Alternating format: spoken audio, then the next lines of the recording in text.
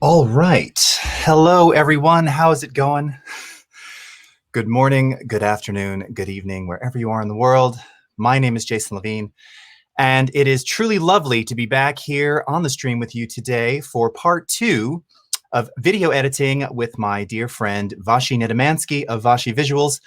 And for the many thousands and thousands of you who tuned in yesterday, thank you again so much. It was awesome. And what was great is we really got to go through a whole series of very intense, very, information-filled workflows around all the sort of basics of setting up, I shouldn't even say basics, all of these incredible optimizations in Premiere to really make editing, whether you're working in 1080, 4K, 6K, or beyond, better, more efficient.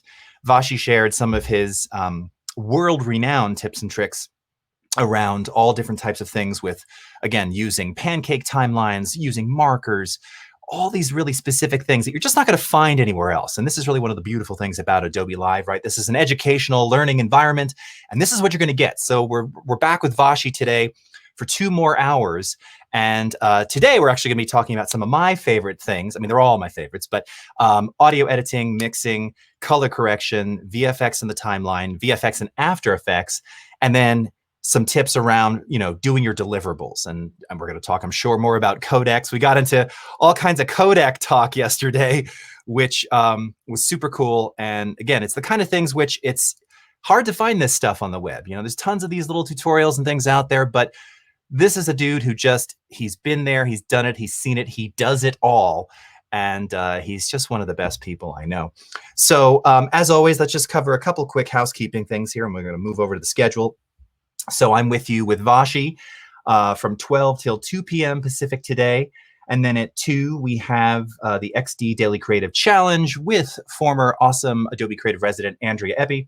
And then at 2:30, we've got Andrew and Jennifer returning for Design in the Dark. So again, as always, a full schedule of stuff. Hope you've been enjoying Adobe Live so far today on this fine Tuesday, wherever you are in the world. So as always, a couple of quick shouts to all the many people watching. We're coming to you live on Adobe Live, Behance, YouTube, Twitter, Periscope, and Facebook, to name just a few. So hello, James. Hello, Luana. Belchior. Hey, Desiree. Bavin. Alberto Flores.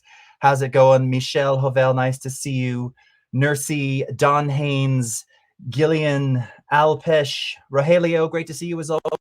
Via, nice to see you. EDMC Low Poet, wonderful. Rohit and Carlo and Ashe, great to see you all. And of course, you've got Cody and Quinn and Stone Cedar and Mallory and Umacorn and Jay and Felix and Richard and Kimberly and Steve. We've just got people everywhere, and that's what we want. Okay, so here, wait, I had a little thing I was gonna do to bring on Vashi today. So as I said yesterday, he is first and foremost just an amazing human. Director, editor, producer, sound mixer, cinematographer, and decidedly handsome. Please welcome my friend and yours, the amazing, the awesome, the one and only, with Mellotron intro, Vashi Nedemansky. Hello, Vashi. Great to see you. Wow.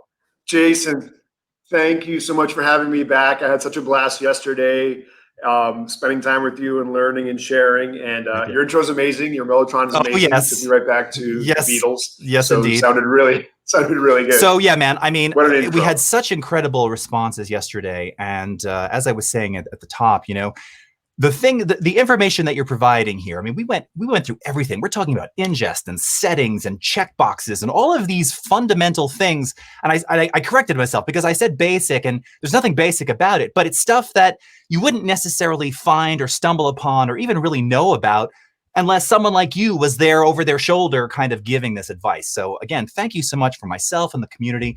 Everybody just loved, first of all, you're just totally inspiring when you're talking about this stuff, and your passion just bleeds out of your pores over this.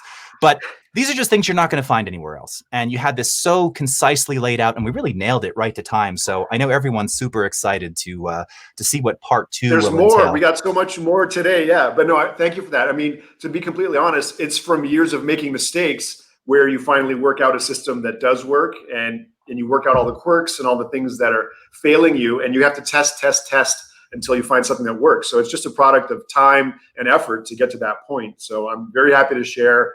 I'm an open book when it comes to the techniques and the solutions and all the technology and the creative stuff behind film editing and post-production. So very happy to share that info. Well, this is what makes you, again, just such a figure in the industry. And I know in a moment we're going to pull up your site again. I want to remind everyone that you can kind of continue learning more after the stream ends today with Vashi at his site, vashivisuals.com. And I'll be putting those links into the chat, and Vashi's going to pull up all his information as well. But, there's not only great information and lots of stories about, I can remember one of the first blog articles I think that I remember reading was doing like music video on you had some crazy title, like on a dime budget or something like $20. Rap video on $20. Yes. We shot it downtown Los Angeles on top of Wilshire 1010, this huge skyscraper looking down at the 110. And yes. we got the location only for an hour and a half, and I had to shoot a whole video, and it worked out well. But lots of tips and tricks in that post. So much great stuff in there. And that was kind of, if I'm remembering, because is that like 7-10 years ago? That's quite like a while ago. 9 years ago. 9 years ago. Yeah. I remember that was still kind of in the early-ish days of the DSLR boom. So that article was so apropos because this was suddenly like, hey, you don't need, at the time, what was there, only a red one? I don't even think we didn't have Scarlet or anything like that then. So it was like, you don't need a red camera to shoot something that looks amazing. And here's, again, all these little things that you can do to your Canon, Nikon, whatever you were shooting on. Canon 5D Mark II at that point. Yeah. 5D Mark II, again, kind of the breakout camera. A legend in the DSLR world. Again, long before mirrorless was really a thing. Mm-hmm. And so many people benefited so much from that. And there were so many great things. So I can't wait to get into it today. Yeah. And yes, so I think we should just go ahead and kick in, and I'll switch over to your screen whenever you're ready. Over my screen, I just want to do a quick intro because I'm sure there's lots of people that weren't here yesterday. I'm sure that'll be available. But the goal of this, let me know if my screen is up because I just had a couple things I wanted to show. It is, and I see you're still viewing us, so maybe you want to hide the... there we go. That'll help, right? So basically, I'm Vashi Visuals. I'm a feature film editor based out of Los Angeles. I've been working for 20 years here, and I've edited 11 feature films and lots of other documentaries and music videos, all that kind of stuff. And this is some of my work that I've done, that I've worked on, that I'm really proud of. And again, it's a journey, and I take little jobs to get to bigger jobs, and make those relationships. And I'm really proud of that. For anyone that missed yesterday, I'm going to just be working on my timeline here. We covered the first 5 chapters. What we're going to do yesterday and today is to just break down the post-production of a feature film, but this is completely applicable to any project that you're working on.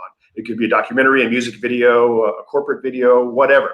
You have to be able to have a flow for your workflow for post-production from the point of ingest to the point of delivering the final product, no matter where it goes. So I've broken it down into 10 basically chapters. We covered the first 5 yesterday, and today we're going to get into the nitty-gritty of audio editing, mixing, color correction, VFX in both Premiere Pro and in After Effects, and then how to make your deliverables and what some of the requirements are, because it's always changing. The codecs are always getting improved. Right. Things are always different. So that's the game plan. And this is all based on my experience. Again, this is what works best for me. I'm going to share it with you. You can try it. You can poo-poo it. You can do whatever you want. But I'm just proud to be able to collect it all and present it in a concise and elegant way and share it with whoever is interested. So anyone who was here yesterday, great. Anyone that's new, first of all, welcome. And we'll get into the good stuff. And you can always find the first 2 hours. I'm sure it'll be posted somewhere at some point.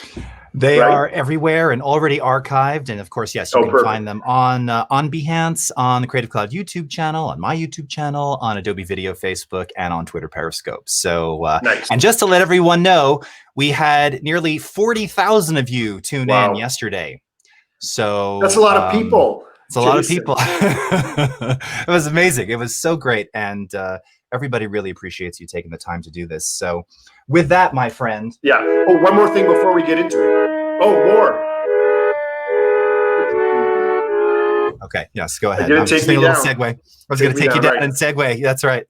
Nice. One more thing. At the end of this video, this is all based on, I have a 69-page PDF that breaks down all 10 of these chapters. And you can, it looks like this. This is just the start of it. So it's a really well-documented, well-produced breakdown of the film that I worked on called Six Below. And it's what I based these videos on. And I'll show the link at the end again, but this is the link that you can download. It's free. You can just go to that bit.ly, optimize your workflow. You can download that 69-page PDF. That's yours to keep. It breaks down my whole workflow. And I'll put this up at the end of the video as well to remind you, or if you haven't seen it yet. So that's our game plan for today. And so should we jump into it? What do you think? Let's jump right in. Yeah, we are ready. Okay, perfect. So what I've always thought, we're going to start with audio. And for me, audio is definitely the glue of the mix, the glue of the project. It's the one thing that can literally save your project and make it better and make it sing, literally. They always say audio is like 50% of it, but I think it's more. I think it's more like 65 or 70%. We both agree there very strongly. Yeah, yes, totally. And as a musician and as a recordist, all the things that are required. For me, in a feature film, there's lots of layers to the sound and everything else, and I always break it down as in, here are the components. Yesterday I did the components of a film, but here are the components of the sound in a feature film, or corporate or a documentary or short film.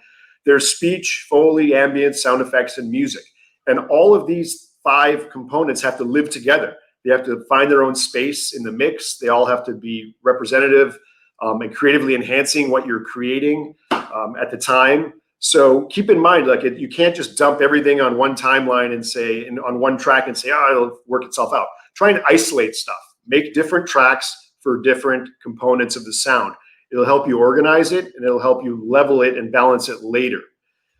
So this is really important. Yeah. So those are the 5 components, and some of them may not have, you may not have music. That's fine. Then your ambience and other things will help fill in those holes. Because there's one thing when you're doing audio and you're watching something, if there's bad video, if it's crackly or grainy or whatever, but the audio is perfect, it appears to be the director's choice, a creative choice to do that. But if you have 8K red footage and really bad audio, you can't explain that away. It's just a bad mix, Tenant. Excuse me. Yeah, you're not the only one whom I've heard say that. I know. Interesting. It's an easy hit. And dude, you bring up a really good point, which is, because it's interesting when you think back to, and we can relate this to sort of YouTube and because again, this is where so much video is being consumed and delivered. In the earlier days of YouTube, you had really bad, largely cell phone videos, even kind of pre-iPhone, right? 2006, low bit rate, horrible quality, and nobody really cared. Right. And then the video got a little better, and the sound quality was still pretty bad. Because again, you're talking about, they were probably 3GP videos. Who knows what formats we were using for YouTube for upload. And the audio was like this. Right. It was always terrible, but no one cared. And then shortly after that, though, what you started to get was now we entered 2010s. Now you've got 4K video and all this stuff, but you would occasionally still get really bad audio. And what immediately people realize is once the audio sucks, they're out. That's it. It doesn't matter how amazing the visual is, how many particle systems you have rotating around each other. The audio is bad, unintelligible, and not stylistically so. Right. You're just not going to get the viewership. You're not going to get the engagement. Full stop. Totally. No, I agree completely. That's why I spend the majority of my time on audio. I know what imagery I want. I can cut it together. Then I spend the majority of my time balancing it, filling it in, having it seamless. There's when as a film editor, feature film editor, when you're reviewing a film with a director or producers, you're basically in the room to catch anything that bumps, something that bumps you out of the moment. Right. And it's almost 99% of the time an audio thing, like a click in the track, or unbalanced levels where someone's quiet and someone's loud, but they're talking right next to each other. Right. So those are the things that we spend a lot of time on.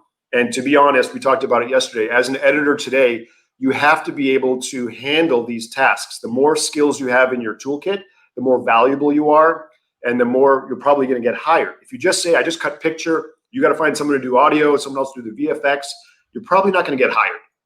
And these are skills that everyone has to learn. And you don't have to be the best at it, but you have to know the concepts behind it and then try to apply them at the simplest level, just so you're trying and giving back and creating a full balanced mix with good visuals that just plays well, because you'll get a much better response. I think you'd agree with that, right? Oh, yeah. Yeah. I mean, you have to let them, their imagination to some degree, but if the content isn't there, you know, if you left out the mix and you left out the VFX or the basic visuals, kind of hard to use their imagination for everything. So you have to deliver something that's like, you can imagine where I'm going with this. And that's kind of enough in most cases, right? They just need to be able to put a complete picture, even if it's an unfinished picture, together in their mind. And we're talking about director, producer, whomever's kind of doing the reviews and things. Yeah, for sure. So that being said, these 5 elements, once you start combining like music and sound and dialogue and stuff, it's additive and it gets loud very quickly. And once you get the red meters in your meter stuff, bad, distortion, clipping, horrible. What most people don't know is 6 decibels. If you raise something 6 decibels, that's twice as loud. 2 times. 2 times. 2 times. That's right. So you're just like, I'm just going to bump it like, 3 or 4 decibels. What's the big deal? Well, you do that to one track, and you do that to the music. All of a sudden, the mix is twice as loud and it's blown out. So it's a really touchy-feely thing. And as an amazing recordist and musician, and the ins and outs more than anyone, it's almost better. And I do this, we'll get into some definite examples. It's better to subtract things. It's a subtractive thing. If you have something that's being EQ'd and it's not loud enough, don't boost the volume, lower some frequencies that you find that will make everything else come through. And I'll show you how to do that in a minute or two here. But never go with, let's add more volume to this, because it's a never ending situation where you get too loud, it craps out, and then you get into those 6 decibels, twice as loud. And no one likes that. It's just a horrible way to go at your mix. Go ahead. And I want to point something out there too, because, and actually to some degree, and I know you've got the clip mixer open right now, but it's somewhat a fault of the track mixer in this case, because you're right that I don't know what it is. There's this desire to raise, right? Oh, I can't hear the dialogue. Raise the dialogue. Bump it up. Part of that problem is, and see, in the analog days when we're working with like analog boards or even digital boards, but with analog controlled things, everything was by nature, every fader was always attenuated. It was always, no one started faders at 0, right? So we always had everything kind of default at like -6 or whatnot. Here, when you start with Premiere, really any NLE, generally all your faders are at 0. Now we're still kind of measuring in those faders like an analog scale, because obviously 0 digitally is as loud as you can go. That's why there's headroom on the fader and the track mixer. But the problem is, right, you really want to start with everything quieter, because if you just start boosting everything, and that's kind of where people go, you're right. Not only does it get loud, but it begins to get really unmanageable. And this is the problems. I'm sure you see this with like new editors who are doing sound mixing. You just keep boosting everything. Now you're just crowding the space. You're overlapping frequency, and then it's impossible to hear what's causing it because you've boosted everything. Totally. Yeah. And it becomes a real mess real quickly. Right. And that said, which is a great point. Here's my guidelines. Again, it's different from everyone, but here's a general guideline when you're talking about, well, what should I mix it to? What should I, what am I looking for? Because it's a completely blind game if you don't know and you don't have experience with doing this. So here's just an overall like 8 points that I have for, take a screen cap if you want. It's just for overall mix should be, -10 to -6, max at -3. Dialogue should fall between -12 and -6. Sound effects, music. Obviously, nothing should ever hit 0. That's distorted and clipped. You can't get it back. And that's the most essential, dude. I love that you have it, all caps.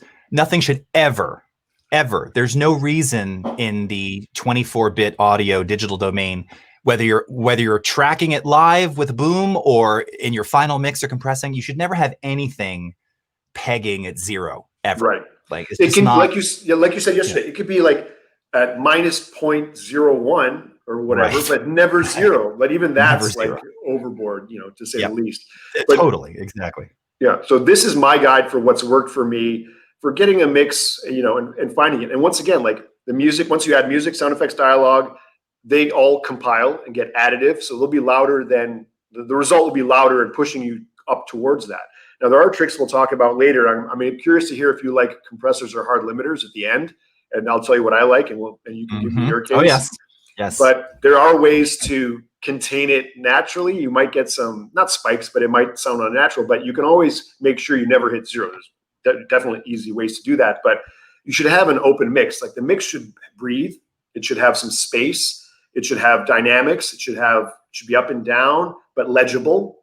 So it's a dance between all these components to try and get something working. But when it does work, and then you show it to someone, and then they get a great response, like I think the sound mixers and the sound editors in Hollywood, like they're magicians to say the least. When you watch an amazing film, and you're just sucked into the world, and you hear everything, and you know, and most of those sounds are made from nothing or from scratch, right? It's not actually on production at the day. They do it later. And there's so much work that goes involved. I've seen some of those Pro Tools timelines where there's 200 layers, you know, 300 layers for one scene. Just for ambient sound, right? Yeah, it's like just ambient noises, you know. Yeah. No, it's so true, and you know that's the thing too. Is it's a dance, but it's also knowing when to pull things back and when to let things breathe, and really specifically because you're talking about film. I mean. And maybe we'll get into this a little bit later, but you know, when you're mixing a trailer, and I think everybody's probably experienced this, you know, trailers are mixed like, and I use the term records because that's my vintage, but they're mixed like singles, right? Yeah. A trailer is meant to be punchy, loud, bombastic, in your face, attention grabbing, bombastic. That's why they have all the bass drops. There's all this just crazy like stop time, short, hard cuts, fade to black, quick close up, super loud, hands, right? Yeah. It's mixed like it's going to rock you. Yeah. The film, the finished version, Nothing the one like that it's not like that, right? Yeah. And it's very different, and it's a very different mindset mixing for those two mediums. Not that you can't mix a film like a trailer. You absolutely can, but that would be exhausting to it would be exhausting. Yeah, without the dynamics of quiet moments and loud moments, without the dynamics of darkness and lightness, you know, thunder and everything. So like, gotta mix it. It's fatiguing, and that's a real thing. And I don't think enough people talk about that. We've discussed this actually. But it's visual and audible fatigue, right? I mean, your ears physically do get tired from listening to things too loud over a period of time, just as your eyes do from too much, you know, if everything was just tight and oversaturated and overly vibrant, you wouldn't last. You couldn't watch Lord of the Rings, you know, with clarity, vibrance, and highlights, you know, bumped up, you know, 10,000 nits, you know, it's not going to happen. Oh, I know. And the thing is that I find also, we'll get to the color correction later, but they're mixing in like these dark rooms, and like, you know, there's the dark cinematography trend on TV where, you know, from Game of Thrones, I did an article about that. I was going to say, yes, I remember that article. I did that, you know.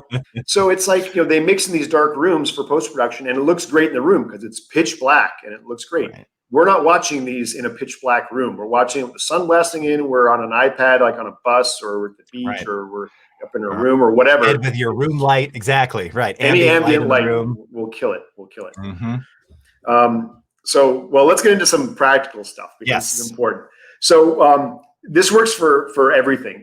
If you're mixing dialogue and you're going to get into dropping in stuff, one of the most important tips I like to use, and let me get my, I had to pull some stuff here.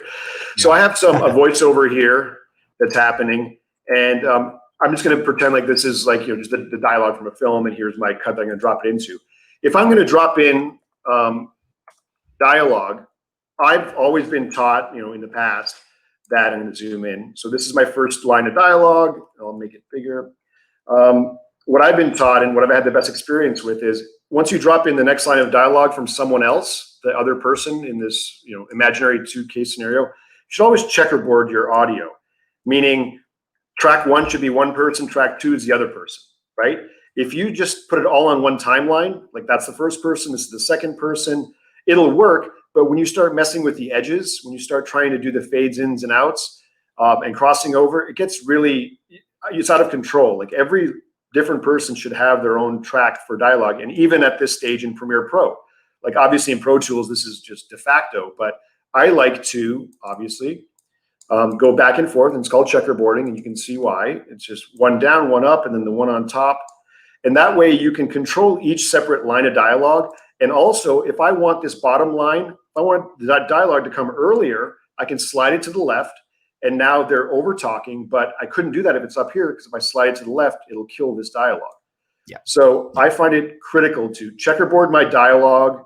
So when I'm, I'll have all the options to decide, because as you know, or and most people know in film, sometimes the person's not on camera. So, if this top line is a single of someone and this is another person, I can have them say that at any point, as long as I checkerboard.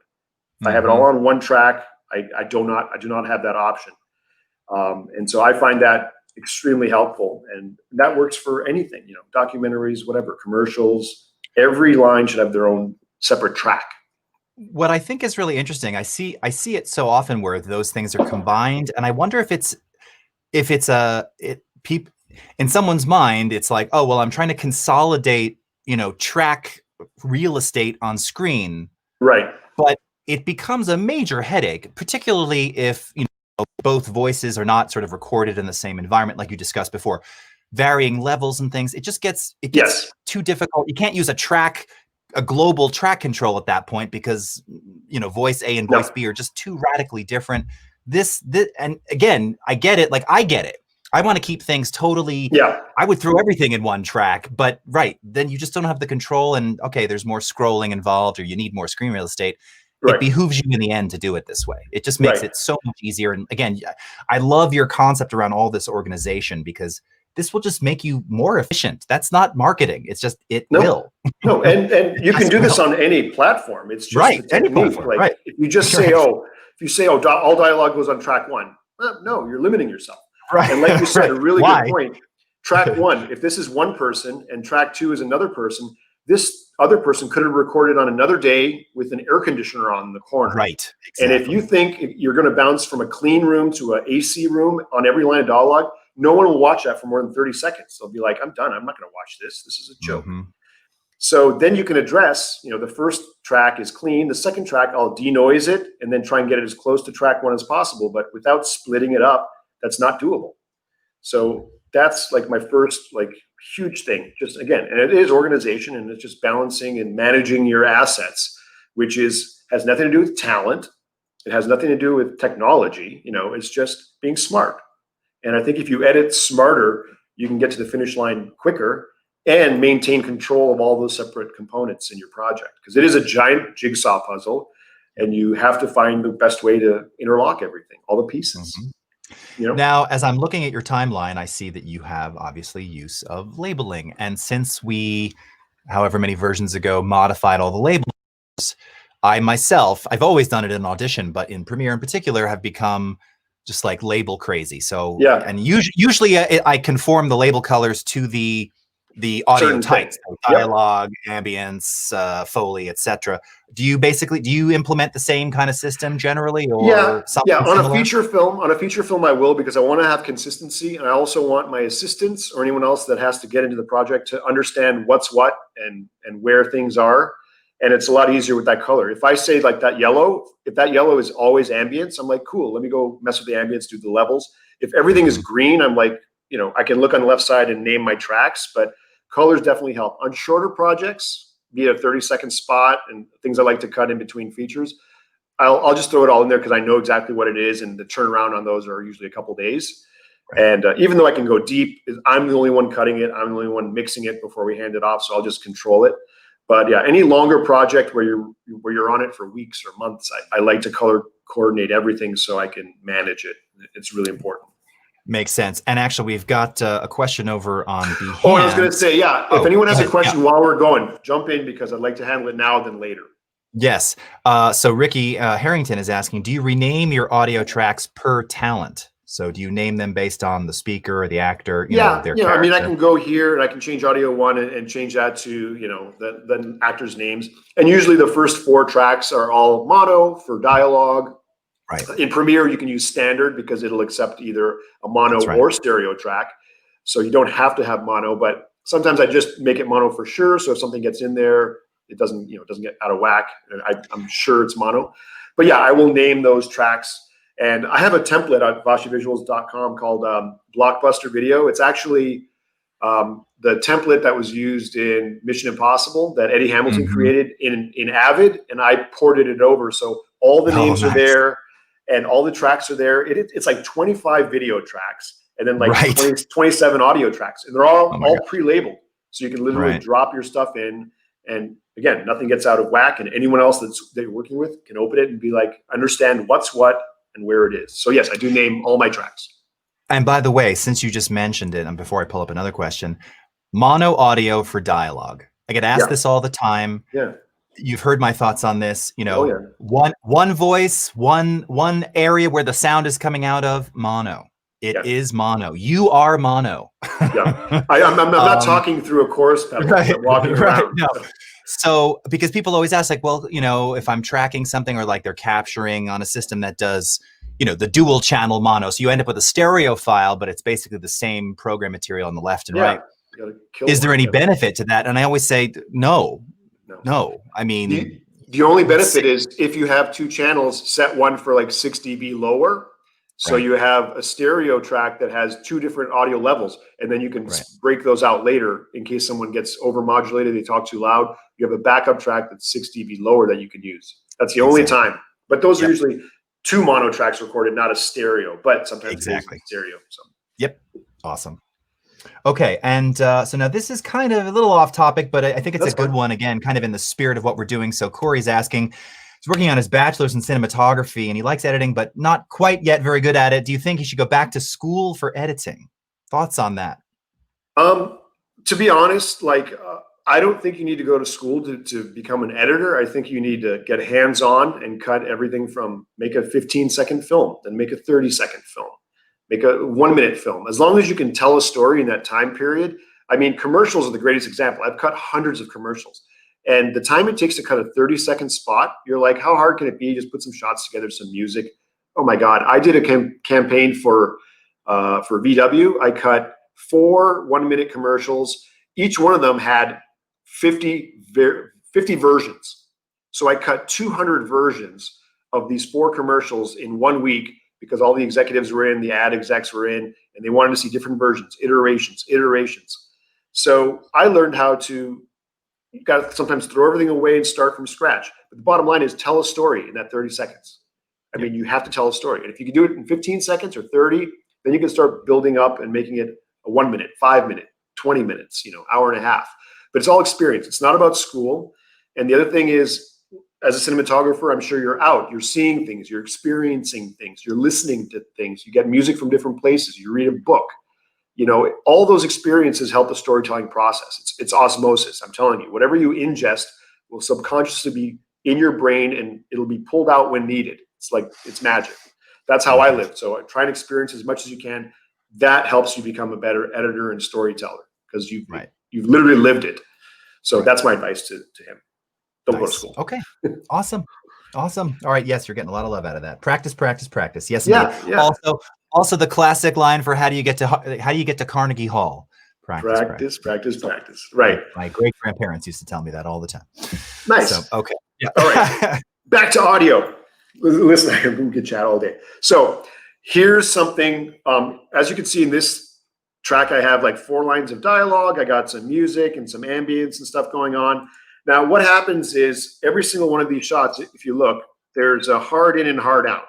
So there's no dissolves or anything on any of these. What that's going to cause is, and anyone who's not a seasoned editor in either audio or film, there's going to be clicks and pops as you go from one track or one shot to the next. These are all different shots cut at different times.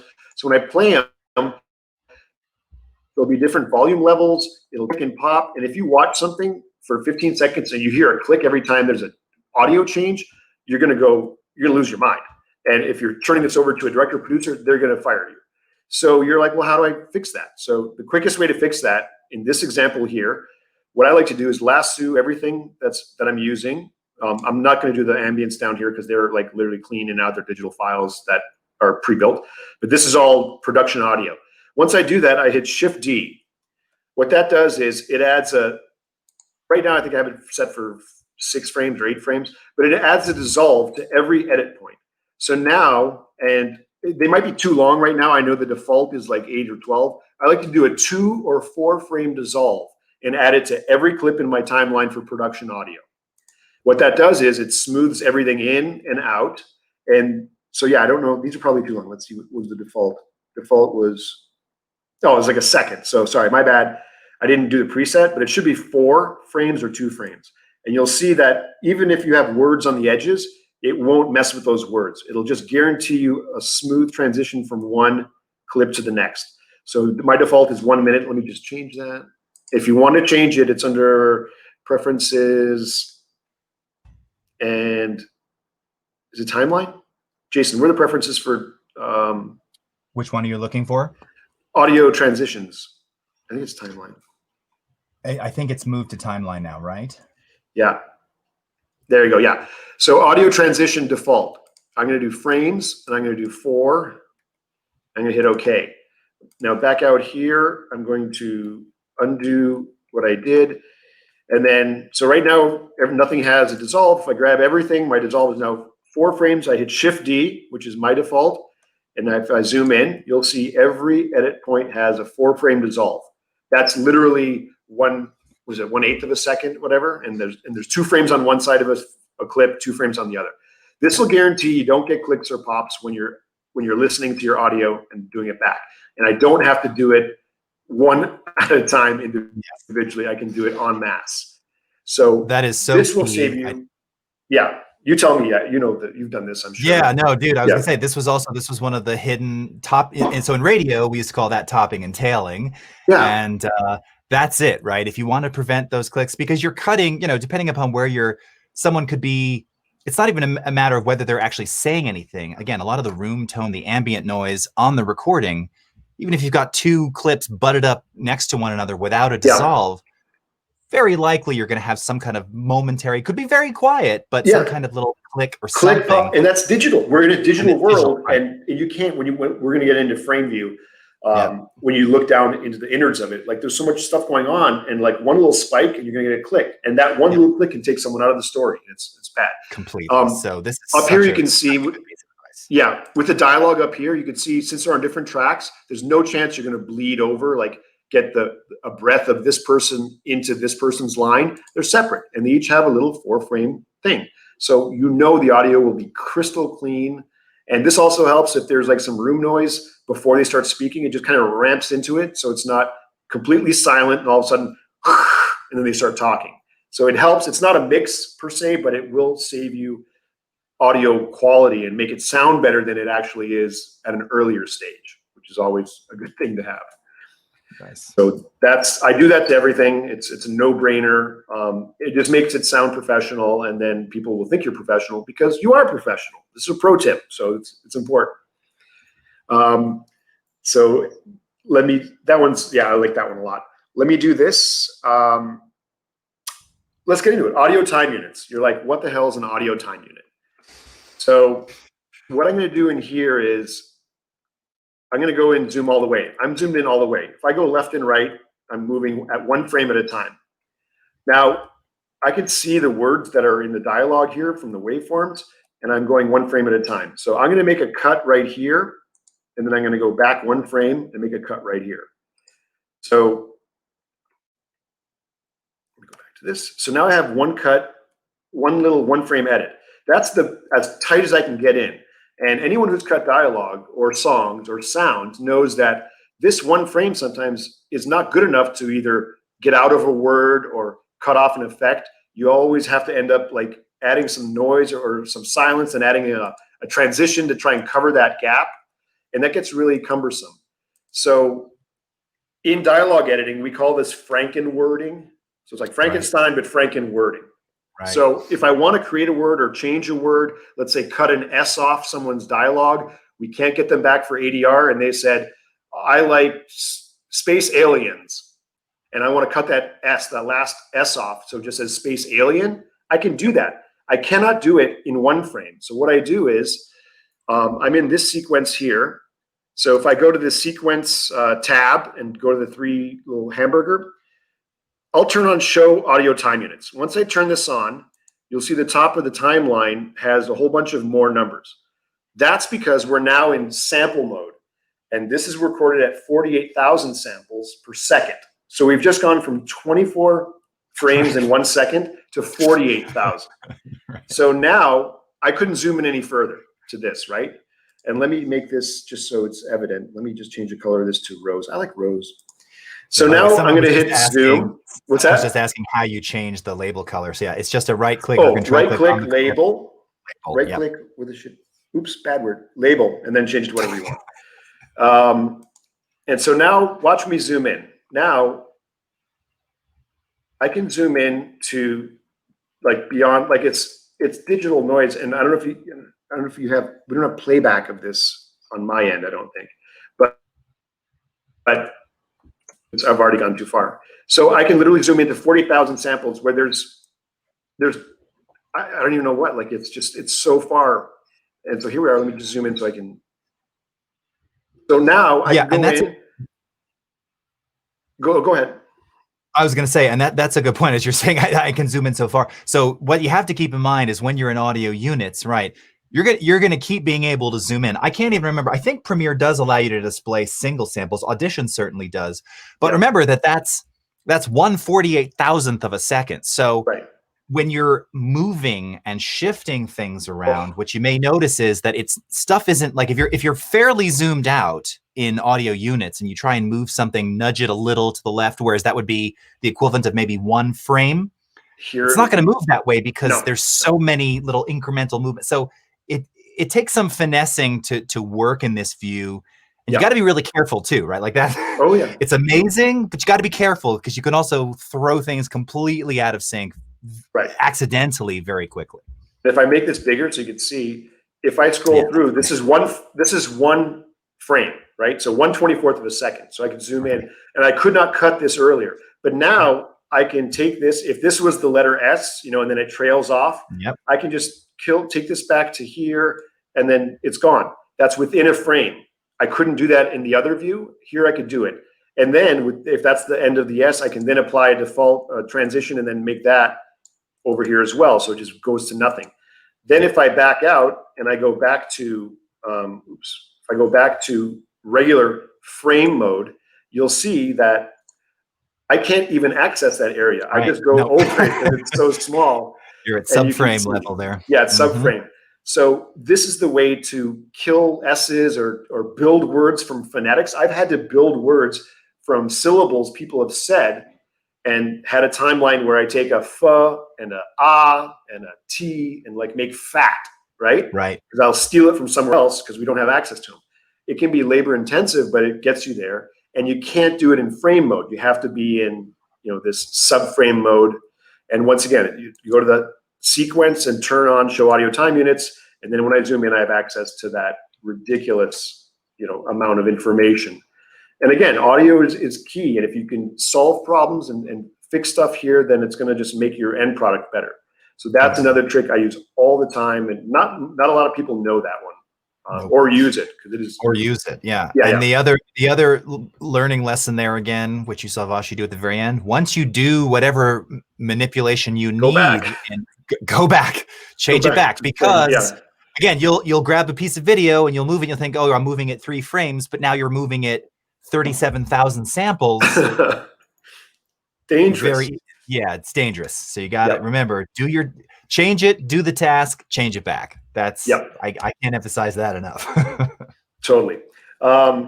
Next thing I use all the time. We were talking about subtractive and additive. Oh, we're losing Vashi's audio. Oh, we got you back. Can you hear me? You dropped out for a second there.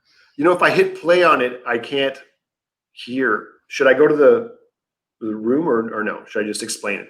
No one can really hear it, right? So it's more of an explanation. Well, if you're going through your speakers, if you just crank it up, it should come through it'll come through your mic. I have it cranked, but we might need to change your hardware output because your device has changed. When I hit the system play, I think you lose me. Yeah. Oh, interesting. Should I do that real fast so you can hear it? Or, I mean, technology. Yeah. Yeah. Let's look at your hardware output just real quickly. Yeah. Let me look. This is what we did yesterday anyway. So go to preferences, audio, hardware. Where is this stuff going right now? Oh, it's going default output, headphones. No, we want speaker. Yeah. Yes. Okay. Let's try that.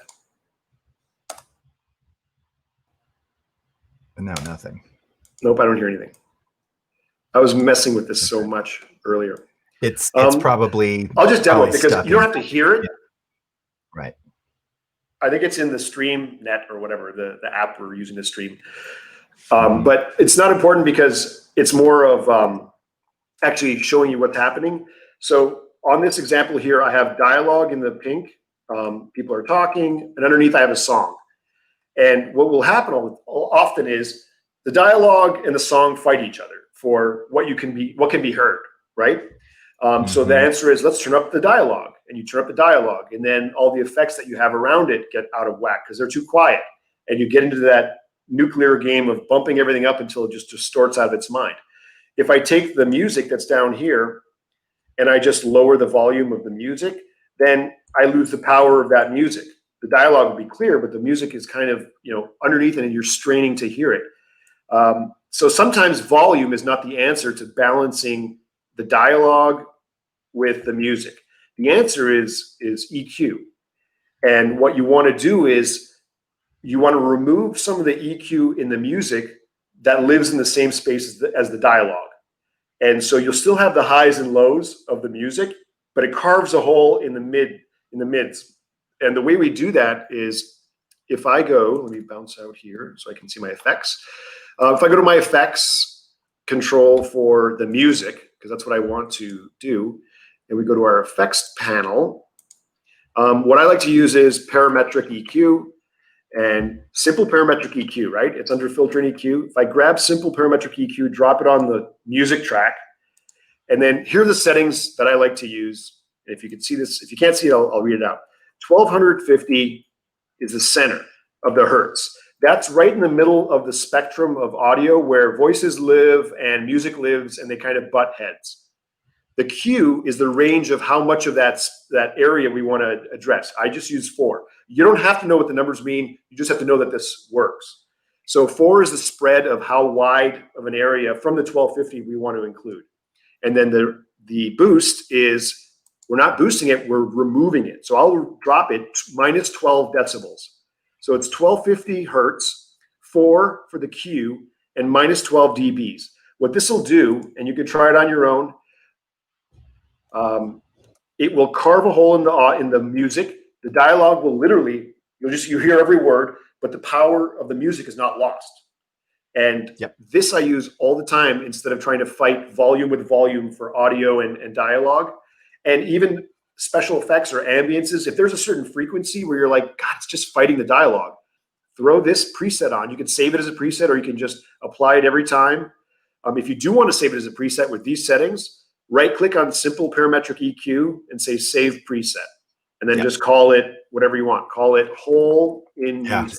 Scoop the mids. Scoop the mids, exactly. Yeah. Hit OK. Hey, so you know what? A lot of people, maybe we could try, if you want to save this or save a copy, maybe just close Premiere and relaunch and see if we can get the audio to come back. I'm gonna pull out your screen for a second if you want to try that. Okay. Do you mind? Or I might have to go back. Yeah. Let me do that. Let me just save this, and I'll just do that. Maybe something happens. Maybe it'll just reset. Yeah, because here's my camera mic, and I'm just checking the audio. Speaker. Oh, I think I know why. The speaker. I got it. Speaker should be Realtek. It was in the app for the streaming. Okay. So let's see now if we're. Can you hear me? I can still hear you. Yes, indeed. Everybody's loving. They're all like presets. Yes, and I say this all the time. Presets mean goodness. I hear you now. Okay. Presets mean goodness, everyone. So, you know, you want to make sure to leverage them as much as possible. All Totally. right, we got your UI coming back. So let's see. I'm Yep. going to pull us back up and see if we get any audio coming out of here now. No, it's weird. When I press play, I lose your volume. I don't hear you. Let me check one more thing. Sorry for the real time. Hey, listen, you know, it's okay. Yeah. No, it's going out of the speakers. It should be working. Okay, we're not going to worry about it for right now. Okay, You're no just worries. going to have to believe us. No, yeah, just look at those settings right here. There's 1254 and -12. Just try it anytime you're fighting your dialogue and music. And there's a couple questions here around Of course. Oh, hey, Monica, how's it going? A couple questions around the Q value. So again, yes, higher values. So what that relates to bandwidth. So where he has a 1250 hertz center frequency, a Q of 4 is not narrow, but fairly narrow. The higher the value, the more narrow, meaning the less adjacent frequencies you're going to be affecting. The smaller the value of that Q, so let's say 0.5, 0.2, the more adjacent frequencies you'll be affecting. So by creating like this little, you can see like this little funnel, when a notch, when you attenuate, you're sucking those frequencies out, right? And if you widen that Q, now we're taking out, I'm doing this weird thing with my hands. Now we're taking out way too much. Yeah. Now we're taking out less. So this is a good way. It's also known as, you can also sweep that Q value, right, with hot text, and listen to what it's doing. In real time, you can do this, and then you'll hear how much it's taking away or adding, and you can do that. But this is a great starting point. Just like literally, you don't have to know anything about music or parametric or EQs or whatever. Just try it, and you'll be like, wow, I can hear it. And sometimes it's good not to know how it's done, just that it works. Yeah, which is nice. Mm-hmm. We were talking about it yesterday, but I wanted to show today. If I'm mixing like audio, and I'll use the same example. I have the song underneath, and I have the dialogue up top. If I wanted to make sure the music like swells in the gaps in between the dialogue, what I usually have to do is I take my pen tool in the timeline by holding, is it Control on PC? Yeah, Control. And then I just add keyframes in this timeline, and I can't hear it because it's not playing back. And then I can raise and lower by grabbing in between. I can raise and lower the actual volume. It's called rubber banding. It's it's a staple in all of editing, lowering and raising the volume of stuff. Problem with this is I don't get to hear it in real time. And that is kind of a pain. So what we did yesterday, which is in the preferences, and I'll show you right now, there's a way to have automated where you can hear everything. We can automate this process and actually do it in real time. So you can hear and interact. In the preferences, under audio, you have to turn this on. This is called automation keyframe optimization. It's a mouthful, blah, blah, blah. Turn on linear keyframe thinning, and minimum time interval should be around 750. So it's almost a second. It's in between a half second and a second. It's a good starting point.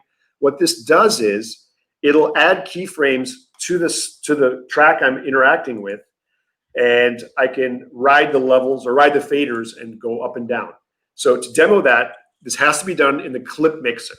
Okay, the clip mixer is a window that you should have open somewhere, and it's going to show you which tracks are playing back and the levels of that track right now. Right now we're in track 6 and 7.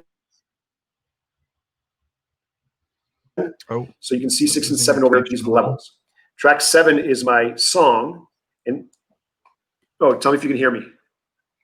Can you hear me? Yeah, your connection's cutting out a little, but you're back again. We got you. Okay, there. Sorry about that. No, it's okay. So, all right. So I have this audio here, the song. I'm going to do this automation to the song. So with the clip mixer, take track 7. All I have to do is turn on right keyframes. If I click this, it's like the adding effects and stuff. If I click this, it's now active. And this is the fader for this track 7. So now in the timeline, if I hit play,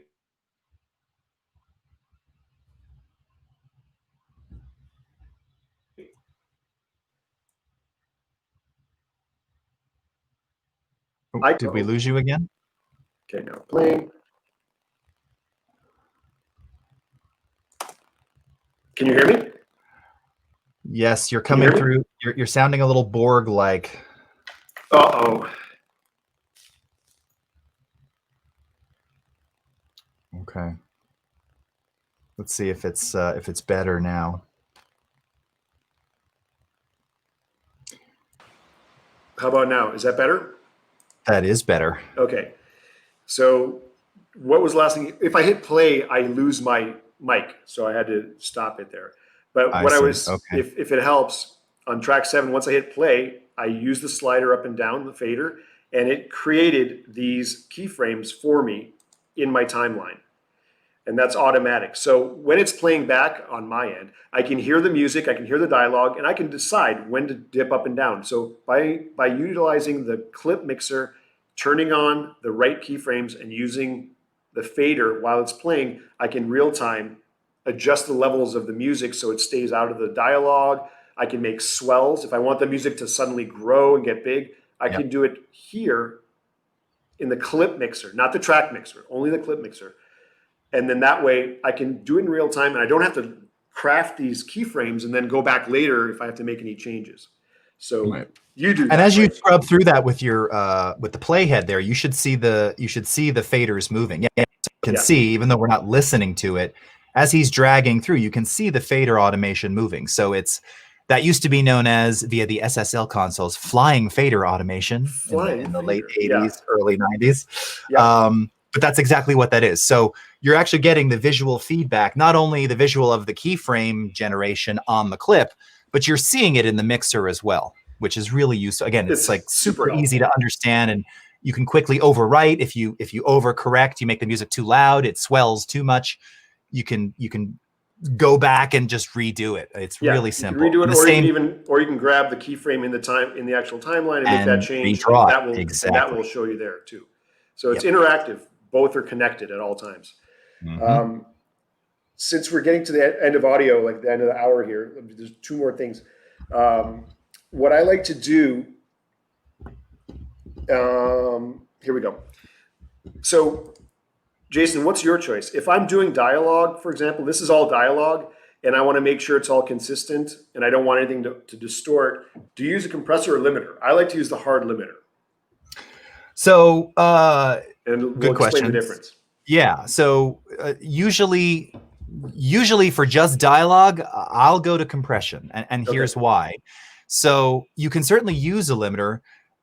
The reason I generally use compression first is in particular, if it's very dynamic. So if someone's speech is just too erratic where it's not meant to be, a compressor can be used just to handle those very out of band moments and peaks, to just kind of squeeze everything back into a more equal sound.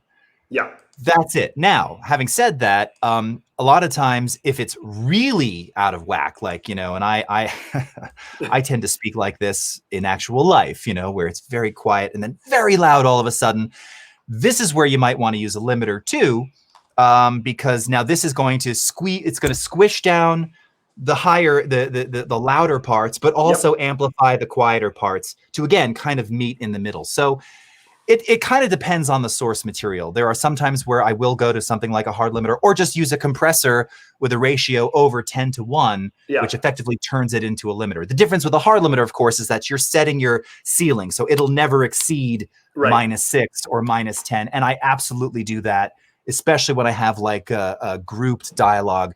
Set a hard limiter so that nothing ever goes above -6 or -10. Everyone can start yelling and screaming, but you're not going to max out. You're never going to max out. With that said, on my final mixes, especially for the web delivery and stuff, where I'm doing the final mix within Premiere Pro, I will often go to the track mixer, which is the master track mixer for everything. If you change one of the sliders globally, everything on that track will change by that amount.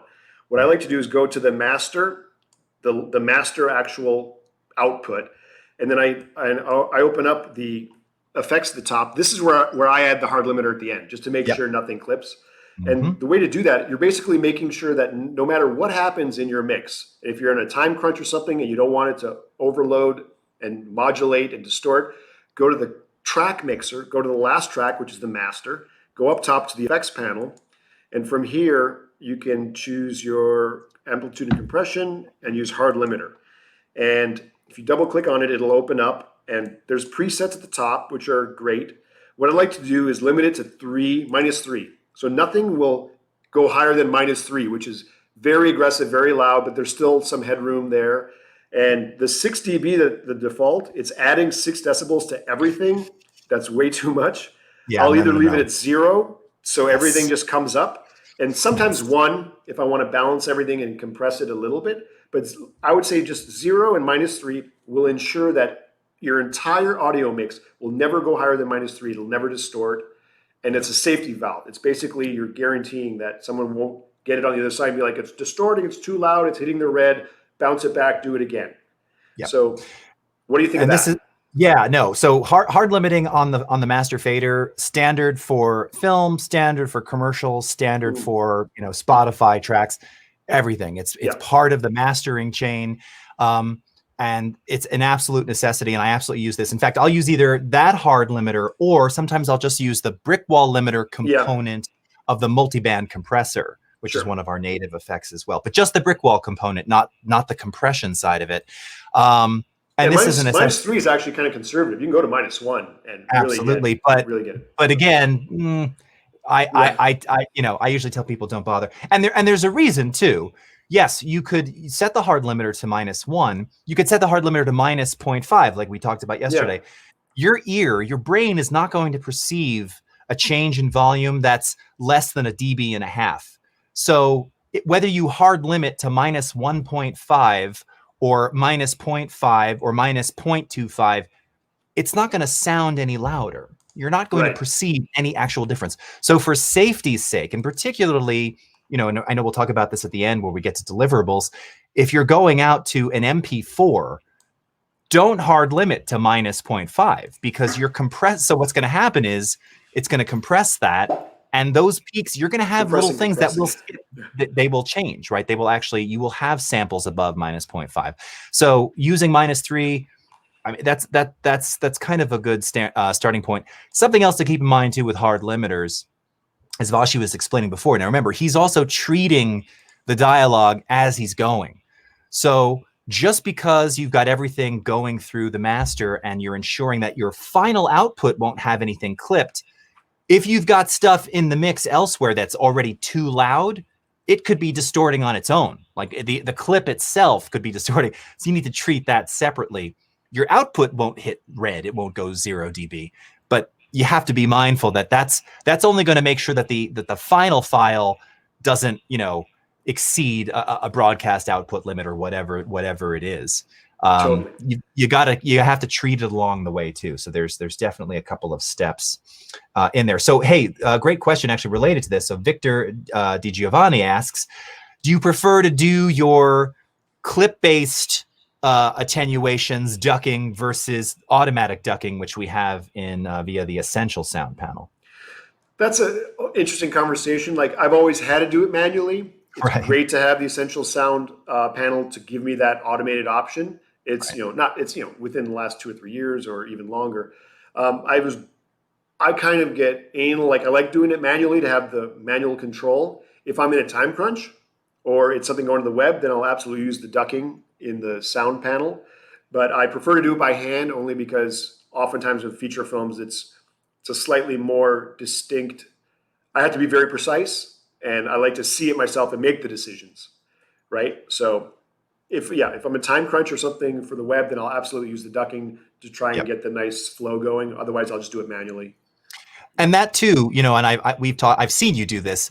If you're used to kind of, as Vashi said, riding the fader, like you're feeling it, right? You're feeling kind of the emotional connection of the music to the dialogue to the scene. Then you can't replace that with an automated algorithm. Yeah. There's something about doing that manually, and then it's always editable anyway. So like to your point, quick, you got to do something real fast. We need a quick thing for YouTube. Cool. Automatic duck is great. It'll be close enough.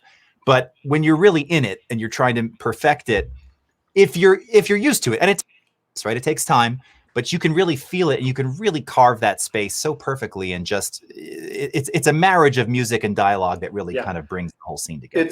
When you're doing it manually, it's like you're playing an instrument. you're part of the process in the way that's how I feel, because I'm helping it along, and there's analog movements of the hand that digitally are created a different way. Like there's a give and take. It's like a Bezier, right? Like it ease into it, then come down. So there's like a rhythm to it. So there's a difference. But should we go on to VFX and color and all that stuff? Absolutely. I think so. I'm checking to see. I've been answering questions along the way here. Okay, thank you for that. Then I'll plow through, because we've already gone an hour. Wow, that's fast. Yeah, shoot. I know, man. Time is skipping away. Ryan says, I like to live on the minus 0.1 edge. Yes. Oh, God.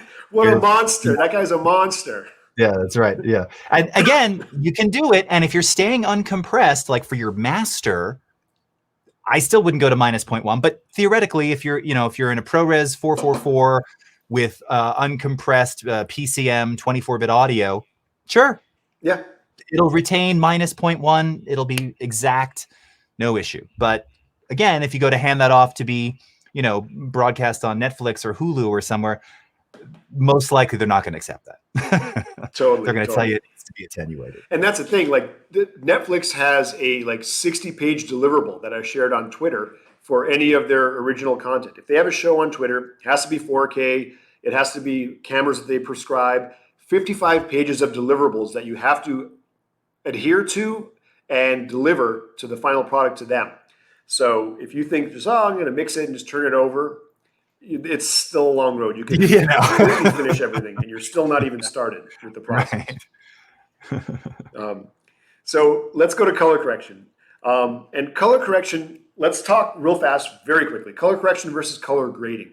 Color correction is the act of balancing all the shots so they live in the same world. They're realistic. They have a white point, set. The white balance is set, so it's neutral. You have some contrast, but you're not making creative coloring decisions yet. That's color grading, where you're using color as an emotional tool to create an effect, an emotional effect into the footage to set a tone or to set a mood or to convey the message of the director and how it should visually look. Color correction is the first act.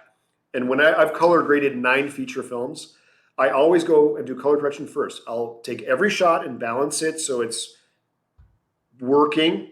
There's nothing worse than watching a short film or even a film and one shot just stands out where you're like, oh my God, what happened?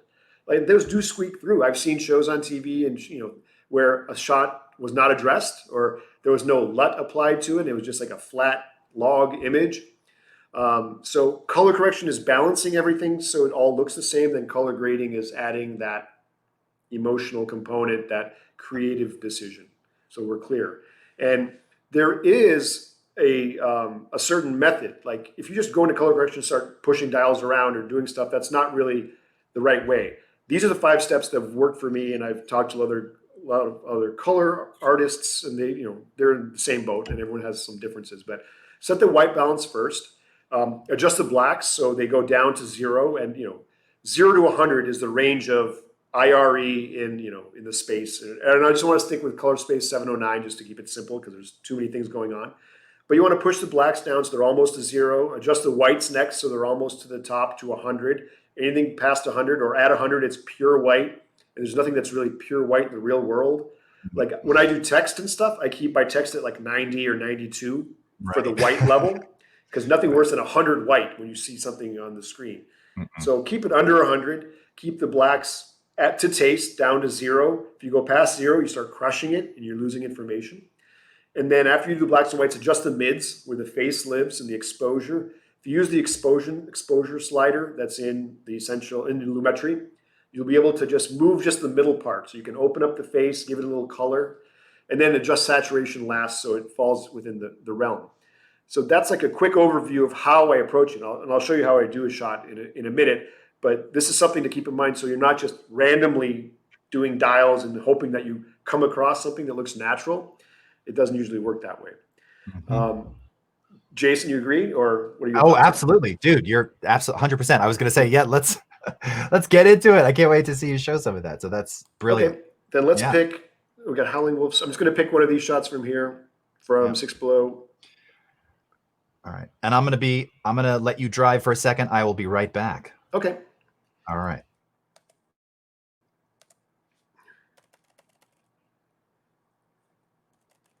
You know what? Let's use this wolf while we're here, and let me make it bigger, and I'm going to my Lumetri. I like turning my scopes on and my Lumetri panel. I use Lumetri panel all the time. Like I found that it consists of like, 6 different panels that we can use.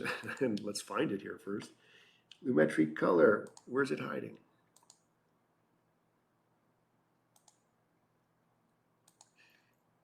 I think it's over here. There we go. So if everyone's familiar with Photoshop and just the sliders and stuff, it's kind of, it's simple. I used to use 3-way color wheels all the time, but I just found it easier to get into this here. Let me just highlight the shot. Any shot that I highlight in the timeline will activate the Lumetri panel. So give me 1 sec. There it is. So now it's on. So we're going to work on this wolf. You saw the other stuff that we shot in this series. It's already like, it's darker during the day. We shot this day for night, but it was really blustery. And when we shot the wolf was completely in normal sunlight and stuff. So it doesn't match at all. Let me just get rid of this for 1 sec. We got too many vectorscopes. Waveform. So first thing I want to do is balance the, color balance it. So on this example, we're kind of going to do both like color grading and color balancing. Right now, it's pretty nice. Like nothing's black, nothing's blown out, and nothing is hitting pure white. So that's kind of good. But definitely we want to get it to a more, bluer looking style. So just the temperature, adjusting the white balance is a quick way. And I'm literally just going to eyeball this. That looks more green, so I can add a little green into it to get it closer. And then, so that's looking already within like 5 seconds, I've gone from this orange tinted daytime stuff to something that's daytime or more nighttime. And like I said, if I want to crush the blacks and bring them down, I'll use the black slider first. If you're looking at the scopes at the bottom left, as soon as it hits the bottom there, if I go further, it starts piling up and I'm crushing it. So I want to push it down to just barely touching. Then I'll go to the whites and same thing. I don't want them all the way to the top. I just want them underneath. And since it's nighttime, I'll go even lower to like about here, 90 or 80. And then exposure is the middle. And this will help me either bring out the wolf or not. And I just want to match the previous shot. And then saturation is last, where, again, to taste, like that doesn't look like nighttime. If I back it off and just mute it a little bit and bring down the exposure, and then I look at it and compare it to that, now it looks like those are living in the same world. Now it looks like this wolf is chasing Josh Hartnett, as opposed to this wolf who looks like he's having a picnic in the park and that doesn't live in the same world. So, I mean, you could see that I didn't have to go to the color wheels and do all this stuff. You can. I've done that so many times. I literally love using the sliders as long as I use the approach of blacks first to set the bottom, whites next to set where the top end is, exposure in the middle to tweak that. And then if I want to add contrast or less, then I can use the contrast slider to just back it off a bit or crush it more. But I always follow my scopes in the bottom left to make sure what I'm doing is represented by that, because you will get eye fatigue. You will look at a shot all day long and be like, that looks great. And then you'll compare it to the previous shot and you're like, it's not in the same world at all. So use your scopes. They're your best friends. Don't worry about, oh, I need a Flanders monitor, this, that, or the other thing. Use the scopes that are built in and get it really close. If you're delivering the actual color grade, super. If someone else is going to do it, help them with what the intent is and they'll take it the rest of the way. So that's the easiest way to do this. And a little trick I use all the time for dramatic moments, like even this one. Like this is the raw red footage. So I would just bring the blacks down lower to give it a little more nighttime look. Then I would add a vignette. I love going to the vignette, which is the last option in the stack under Lumetri color. And then I drop the vignette. It adds a cinematic darkening of the corners. It looks like an anamorphic lens. It focuses your eye to the middle of the screen on Josh. And once again, like in 5 seconds, I go from this daytime shot that it looks impressive, snow's blowing, but I have this really dramatic shot. And if it got too dark with the vignette, then all I do is go back here and I bring up the exposure in the middle to compensate for that, because I still keep the dark corners, but he pops a little bit more. And then same thing, saturation. If I pump it up it'll make it look better. But I mean, the fact that I can go from that to that, it's a little more cinematic in my eye. Your eye Very drawn to the cinematic. middle, right? Yeah, That took 20 seconds. So dude, it's so significant. It's like, it's so dramatic too. And you didn't even make that many changes. That's Nope. I think that's what's inspiring about this, is that, yeah, again, like the fact that you just said, I didn't, I didn't have to touch the color wheels. You didn't have to go into nope. curves. You That's a can. great shot, right? That's a great shot, but it's on the edges. My eye's drawn to the outside, and it's not enough contrast. Right. And then I literally did that. And if I would just add, it's just so quick, and that looks just badass. Like, I'm like, I want to see that movie. So hey, so just on Yes, that, so Ryan was just asking, since you were talking about reds, how do you handle red files?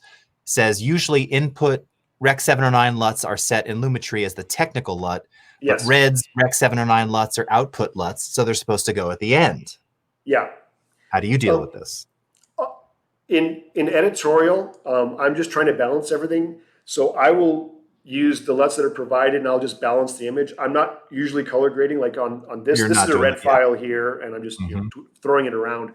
I'll just use what was given to me. I mean, sometimes obviously I prefer to not have transcodes and proxies. Like, I'm editing 6K footage. This is what we're doing right now. This is a 6K red raw file. It's not a transcode. It's not a QuickTime. So I would just use what they give me, and then tweak as needed, just to keep the intent right, and the colorist, let him worry about the technical LUTs, the creative LUTs, the pass through, and all that kind of stuff. My job is just to get it close and just to get it, up on its feet. And there should be a LUT that comes with it. I mean, you should be able to have some kind of just 709 LUT dropped on it for editorial. Yeah, makes sense. Awesome. So that's just a quick color, that's just one shot. And the same thing here, we already did that. And even with the wolf, you just throw a little vignette on, and it's a little more dramatic. And same thing, compensate, a little more exposure, so he pops a little bit more. But it just, when you're given this shot and you're like, that's okay or whatever, but you see that, you're like a wolf in the daytime, and then you're like, dramatic wolf. So good. So you got a couple questions here about Lumetri scopes, and maybe you could show. You've got three, or you got four I was scopes. Pushing buttons. I got to get rid of some of these. Yeah. Okay. So actually, you can just leave that right-click menu open for a sec. So okay. So what are the scopes you normally use when you're doing like this kind of work? I sometimes forget the names because I'm right. terrible. No, there's well. That's just it. We have a lot of them. So parade. You've got the parade, you have your histogram, you have your YUV, you have HLS. Yeah. I use two, and I'm trying to find the right two. I use this so I can see the red, green, blue, which will help me color correct. And then I'll use what's the saturation, the Vetroscope. So I want to get rid of HSL Vetroscope. I want to get rid of that. I want to use the Vetroscope just so I can see I use these two. And I can choose, I like the brightness to be bright. Yes. So on the left here, this is breaking down the red, green, and blue of this image of the wolf. There's a lot of blue, there's a lot of green, not much red. So you can see by the height of everything. And also, this is 100 IRE. So we're dealing with, this is pure white, this is pure black. So this is a great representation. If I wasn't looking at that wolf shot, I would say this shot is tinted very blue-green and probably nighttime, judging by the levels. I can look at a waveform and tell you basically what the image is, and you uncover it. I can also color grade from just a waveform without seeing the image. If you told me to white balance this, then I would hide that. I would go into I'd go into curves. Yeah, I was trying to probably use curves there. Yeah. I would bring down the blues. So the blues actually come down in the graph. I would then grab the greens, bring them down from the highlights. Once all three of those columns are all the same, then you're white balanced. And that's like a trick most people don't know, or if you're not a colorist. So just by doing this, I'm just trying to grab, my mouse is fighting me. I think it's wanting you to add a point just before the type. There we go. So real fast, all I did was make the tops of these red, green, blue the same. And then if I look at my image, that's pretty white balanced. So I didn't have to look at this. It's so great. And actually, it's funny because, of course, you've got the white balance eyedropper and the basic controls there. But I want to say you may have even shown me that technique years ago when I was terrified of touching curves. Yeah. And you said, that's the thing. If you use the RGB parade, you can. And this is before we had the white balance eyedropper. I remember we didn't have it initially in Lumetri. this is something you recommended doing, and it saved me a million times. Yeah, it's so I great. learned that from, I think, Stu Maschwitz in one of his books, Mm-hmm. early books. Oh, he showed, yes. the Rebel Guide, Yeah, whatever. oh, yeah. He just said, like, just make these three the same, and it's white no matter what. You don't have to look at the image. And so if I turn off the RGB curves, we're back here. You can see blue, green, red. I turn it on. It took me, 15 seconds to adjust?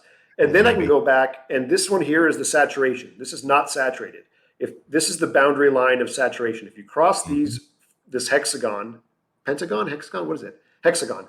If you pass the lines of these edges, you're going to go into like out of bounds for broadcast. So if I go back to basic correction, then just bump up the saturation, I can add some information there, and you can see it's all within the boundaries. So it's more exaggerated. That's a very stylistic shot. Now if I turn the curves back off, oh no, never mind. Now I'm out in the wilderness. But RGB curves. Oh, never mind. That's right. Oh my God, too many options. There we go. Okay, so yeah, so I would just use this and this to do my color grading and for analyzing shots and figuring out what's going on. Very nice. Okay, so and I was just going to ask you something. I'm going to reset to the same time. Okay, back to somewhat normal. The color it's funny. It's looking so good on there. I'm sorry. I was just answering another question here. Oh no, you've got your hands full. While you're dealing with that, let me do this. Since we did color correction, order of operations, this is straight up Stu Maschwitz. This is like godsend. So when you're thinking about, you finish your color grade, you're looking at your project, you're like, how do I approach color grading and whatnot? There is an order of operations that will maintain the integrity of your footage and will give you the best results on the way out. You can't just willy-nilly. You can't be like, all right, throw a LUT on, let's add grain, and then a vignette later, and then a power window. This is the correct order that I recommend, that I use, and I love my results. So, take a screen cap or follow this, denoise your stuff, then do color correction, add your power windows or masks or whatnot, your gradients, lens filter effects, then vignettes, then the grade itself, LUTs, film grading always last, and then you can resize the image for export. If you're starting with 6K and you're delivering a 2K DCP, you would do that now, and then sharpen and soften it as to taste.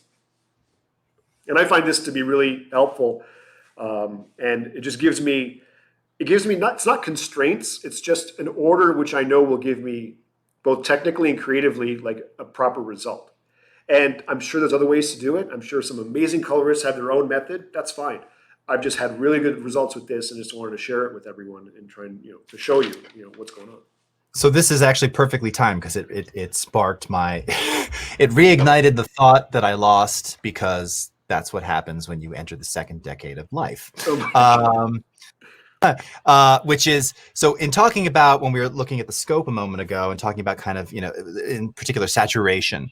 So, there's a big trend which you see on YouTube, especially, any sort of, consumer produced video, but these can be to the masses, where saturation in particular and vibrance absolutely pushed beyond those limits, right? Where just reds are red, and this is bigger. We can see this now. If you there you go. Yeah. If you hit these boxes, then you're out of bounds. If you get this far, you're literally broadcast. Whatever you send them, they'll kick it back and say it's oversaturated. So the question is, though, right? So as I said, so in a broadcast environment, or again like Netflix, Hulu, sure, they're going to bounce it immediately. Oh my God! Of course, God, YouTube, other places don't care. And when we're talking about consumption, it's like it does grab you, right? When something is so vibrant, unnervingly so, you are kind of drawn to it. So do you have any just thoughts on that, in terms of, because I always kind of lean towards, well, keep it kind of within the limits, because you never know what it's being viewed on. Something might look extremely red on this screen and a bit more muted on this screen. That's the thing. I've heard from other people that an iPad has like the ideal access or output. If it looks good on an iPad, it's going to look pretty good on everything else. Like it's like a very well calibrated device. Because of the nature of the Retina screen or whatever. Yes, yeah. So that's always a good starting point. I love my Dell. I have the 8K Dell monitor at home, which is unbelievable. Like I can see pixel for pixel, and I have the 49-inch. and they're all calibrated extremely well, and you get very close to optimal. If you have a professional monitor within the last 2 or 3 years, they're going to get you like 95% of the way there. I know people that grade on these things. They don't go to a suite. They grade on consumer models or prosumer models. For $1,000, you can get an amazing monitor. And no one's going to argue with you or fight you and say, oh, it's not professional. If it looks good, just like audio, if it sounds good, it is good. If it looks good, it's good. Like I prefer the color grades that are kind of not tinted towards one color, but like that's like monochromatic. Like David Fincher on like Mindhunters likes to go monochromatic, where it's kind of like orangey across everything. There's a contrast, and stuff. I like the tints, that way. Something that doesn't look like real life. Like I like the grades that look like a movie, whatever that may be. And that definition of a movie is different for every person. But I like those cinematic looks that don't look like just me looking down or looking out the window or walking down the street. Yep. An escapist view is what I like to see. You're touching upon that, that concept of there are emotional connections to color and light, right? Totally.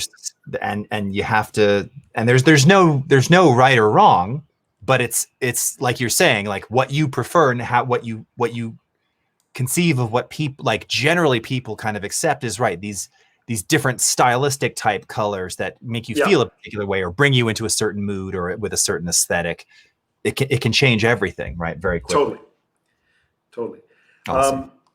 So going on to like VFX and stuff in Premiere Pro, what I wanted to demo here was, let me drop this down so I can see better. There's a lot of things happening with split screens lately. And, again, David Fincher has been doing this for 15 years.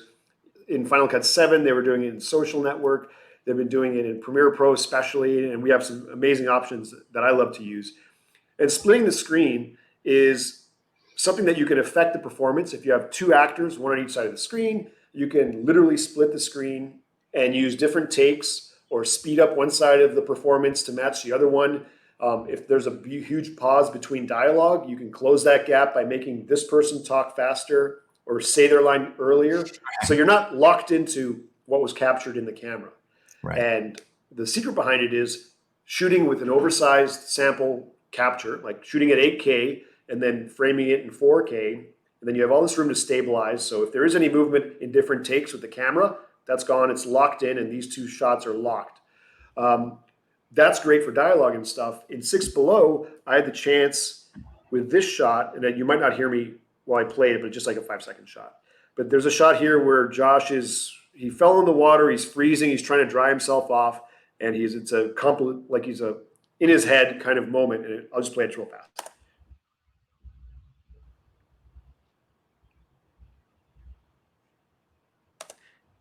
So he's just sitting there, by the seashore or whatever, lake shore. And I was like, you know what, this is like, I can make this into an interesting moment. So what I did was, I did a split screen. I rock and rolled his 4-second clip, and I'll show you what that means. And then I sped up the sky. So I created a split screen where the bottom half is in real time, and the top half is playing at like 600%. So hopefully it'll play back here. So just watch the performance. Oh, and right at that moment, your Wi-Fi chunked. Watch the sky. So here I'm in the clouds in the sky, and it's kind of like it's surreal. Yeah, it's surreal. Let me see if I can play it. My computer's smoking up, but so you can see like it's one shot, but I split it, and so the sky's moving and he's moving. Okay. Yeah, it's coming through. It looks good. The way I did that. Okay, cool. Yeah, I know it's hard. It's hard to see because we're doing 6K passing it on. But what I did was, and you can see here, I'll show you. I took the 4-second clip here. It starts here, ends here. The next clip, I reversed it. So it starts in the last frame, goes to the first frame. Then I did the normal shot again, and then I did the reverse shot again. So it's called rock and roll. It's basically when the sand people, when they catch Luke on top of the mountain there, and the sand person knocks over Luke Skywalker in Star Wars, and his hands go up and he goes, arr, arr, arr. So that's the same clip being played forward and backward to get more out of that one moment. So I did the same thing here. He sits down, he's looking around, so it plays for 4 seconds. Then I reverse it. So it starts in the same last frame, goes back to the first frame, and then I repeat it again. So I get like 10 seconds out of a 3-second shot. And the way I did the split screen was, I'll just do it from scratch over here since we have the situation. First thing you do is you want to copy the shot, Alt, drag, and I'll make a copy of the shot above it. We used to have to do split screens and stuff by adding a crop feature or a crop effect, but now we don't have to because we can use the opacity of the actual shot. If I double click on the shot to load it into my source, if I go down to opacity, I'm going to choose to free draw the clip. The one thing I have to do is back off on the size of the clip so I can see the edges, because I'm going to have to draw outside the frame edge. So let's go to 100. Okay, so I'm going to use the opacity under the clip, the actual source clip, hit the free draw, and I will follow the edges of this tree line in the hill. And I'm going to go all the way across and then outside the edges. And once I close it by touching the first point, oh God, did I do it? Yeah, you got it. I did? Okay. First try. So, first try, scary. So I have this on the top clip. I'm going to turn off the bottom clip right now, and you'll see the top clip is only this. Let me make it bigger, and now I can do fit. So I drew a mat around him, and this is not being shown. So it's just this part of the clip that's active. That's the top clip. Now in the bottom clip, no, actually I'll just,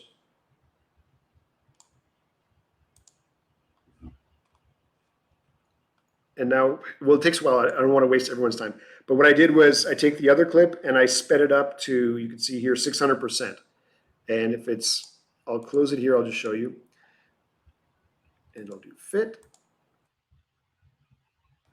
So you can see the whole shot is now playing at 600% on this side. And so if I take it and I'll just copy this. So I'm just taking the regular clip, 600%. I'll drag it underneath. And then I have the mask here, and I'm going to invert it. And I got to turn that layer on. Sorry, I didn't have the opacity on. Yeah, no, it's fine. I'm not used to the monitor, or sorry, the 17-inch. I've been on literally the big boy screens. So now I have real time at the bottom, and I have the looped sky going 600%. You can see here. So Josh is just moving normal, and the background is going really, really fast. And it's just a kind of, a surreal effect that you can do quickly. And that's how I like using masks right there. And obviously you could just do this for 2 people talking in real time and then adjust each side of the performance. But I just wanted to show you a more creative way to get a cool result. Okay. So you're back to sounding like the board for some reason now. Your internet's been kind of chunking a little.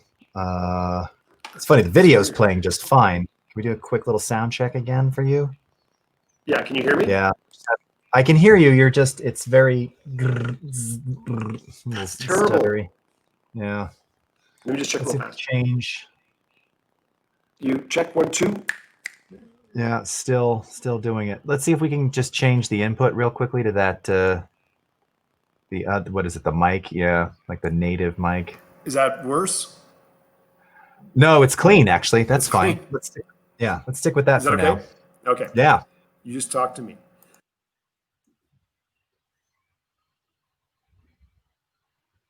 Oh, and now we just lost your sound. What is happening today?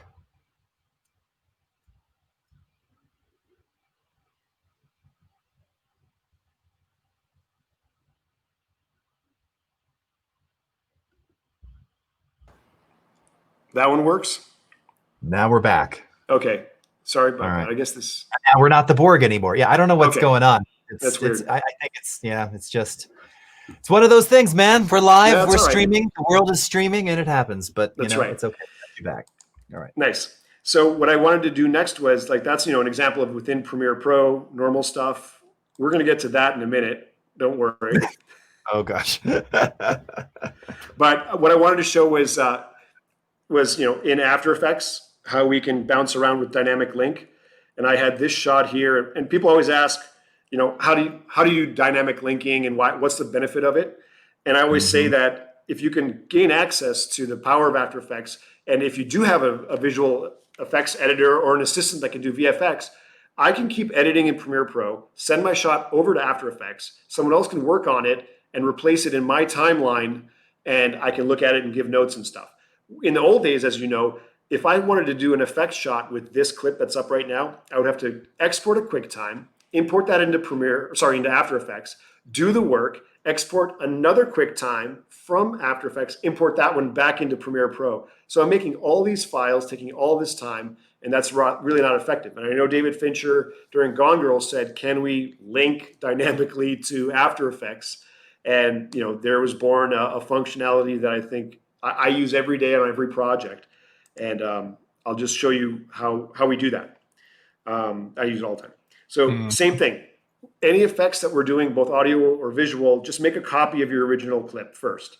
You never want to work without that. You always want to have the master there, always. And Jason, you can hear me, right? Oh yeah, everything. Okay, cool. Then I right-click and go replace with After Effects composition. So I'm sending this duplicate clip into After Effects. And what happens is it actually opens in After Effects and it turns it into an After Effects composition that lives inside Premiere Pro.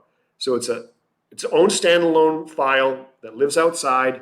And that means anyone else in my team can open it up, play with it, work it, do whatever they want.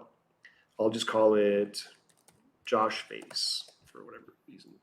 Okay, so we have this clip.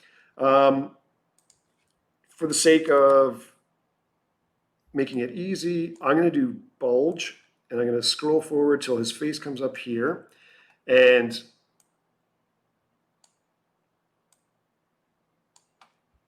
I'm going to put the bulge on his face, center it there, and do bulge height. And I'm just doing an effect so we see that something is happening. So we're making a ridiculous big face Josh. That's not what he looks like. So now he stepped up to camera and he's got a big balloon head. And now if I switch back to Premiere Pro, in my timeline, that is now living here. This is now living in my Premiere Pro timeline, and I can do lots of effects that I can't do in Premiere Pro, having access to like either third-party plugins or more intricate compositions. I can send it there and come back, and any updates will always be updated in Premiere Pro. So right now, someone else could be in After Effects working, make changes, and all I got to do is come back here and say, oh, that's great, or make his face less balloon-like, whatever, which would be nice. The best part about all this, though, is if I sign off on this shot, I'm like, great, it's perfect. This is still connected to After Effects, and it does take a hit processing. If you have 200 shots in After Effects open via dynamic link, it's going to affect your performance. If you right-click and you hit render and replace, I can change this After Effects composition into a QuickTime file of my choice, of any flavor I want. So I'll say individual clips. I'm just going to say just this one clip. I want to change it into a ProRes 422. Put it next to my original media, that's fine. I don't want handles. If you do have handles, it'll create extra frames in case you want to make subtle adjustments on either side. And then when you hit OK, it will look at this red file that's living in After Effects. It'll convert it into a QuickTime 422 ProRes that I called out for. It'll put it in my project next to the original footage. And it won't be having a direct link to After Effects anymore. It'll take that processing hit away and be like, we're all good. So it might take a bit because there's like a 12-second clip and it's 6K and we're adding bulbous heads to it. So bottom line is, when it finishes in your timeline, you have a standalone QuickTime file that will also live in your bin. So it's completely separate file. It's now in your project, and you now have that rendered out, and you can use that as an export file, when you need to. And the best part is, if it finishes rendering, is if, for example, you're like, you know what, we have to make one more change, you can right-click on that QuickTime file in your timeline and change it back into an After Effects project, go back and make a change. So it's completely fluid. You can lock it in as an After Effects, you can make it a QuickTime file, but you can always go back. It's never set in concrete, which is, to me, the biggest, awesome thing. It's huge. And actually, I see there's a lot of people. In fact, Umacorn was just commenting that Sorry, I'm previously. talking so much. Oh no, dude, what are you kidding? Umacorn was saying that Dynamic Link had been crashing, but now with a newer setup, it's probably better. And that's the truth, is that we've made a lot of improvements, speed Yes. improvements, processing improvements to how that works. And as Vashi pointed out right up front, you do take a hit because you're feeding one app through the other, and they're connected. The difference is that if you decide, oh, I need to do some quick effects, visual effects, whatever it is that you can't do natively in Premiere, it's a right click, control click operation. And then once you get what you want, right, you can stay. I think one of the things that a lot of people run into on underpowered systems is because you can create any number of dynamic links. Yeah. So if you've got, in your case, let's say a dozen of these, and it's done. You got a dozen of these running on 6K footage. Oh, that's a right. hit. It's a hit. So now we just did look through this. It's coming through fluidly, beautifully over the stream. So look at that. So I don't have to render it. It's actual QuickTime in 6K. I got bulbous head 6K footage. It's awesome. That was great. And you know what? The render wasn't so bad. And we're on a laptop too. We're on a laptop. That shot is 8 seconds long, 6K, adding bulbous head. And like I said, so now it's a QuickTime file that lives in my bin, in my master project right here. You can see it shows me this is the file in all its aspects. And if I want to make any changes, I right click and say restore unrendered, and it'll change it back into an After Effects project there. So I'm completely fluid that way. Nice. And since I'm in After Effects, someone was asking yesterday, we were talking about how to use After Effects and whatnot. So there's a shot I wanted to show you. This is how intricate. I will save that, yes. So this shot is, particular is fine. This shot is the later version of that, where he comes in, where we added, again, I don't know if you'll hear me if I hit play, but let me just hit play and see what happens. All right.